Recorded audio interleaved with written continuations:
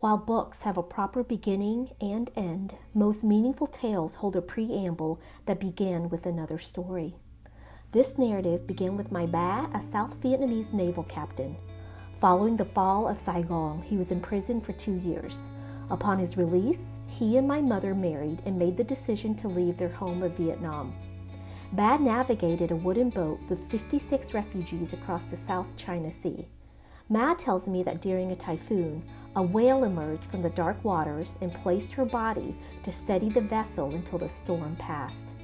After several weeks, all arrived in Hong Kong's harbor, and I was born at 3 a.m. that morning. With hope as their fuel, my parents immigrated to the United States, first to a farm in Whitewater, Wisconsin, then eventually to a 2-bedroom mobile home in rural Wiley, Texas. As a Vietnamese Chinese American, my days held many joys. I also carried aches as the 6-year-old interpreter for my parents, as I hid parts of me to blend into the background. These tales serve as the foundation of everything that I do as an educator and parent. Now, as a mother, my children's days are different.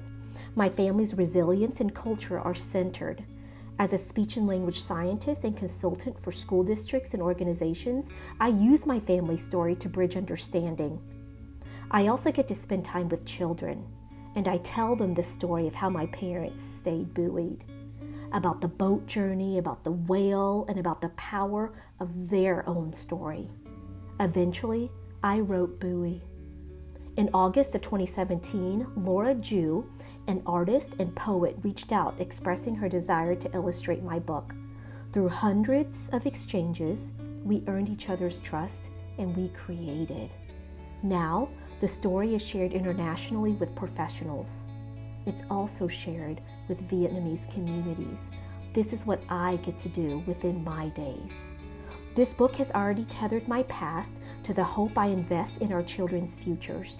Thank you for supporting a story that has healed my heart and will continue to empower our world.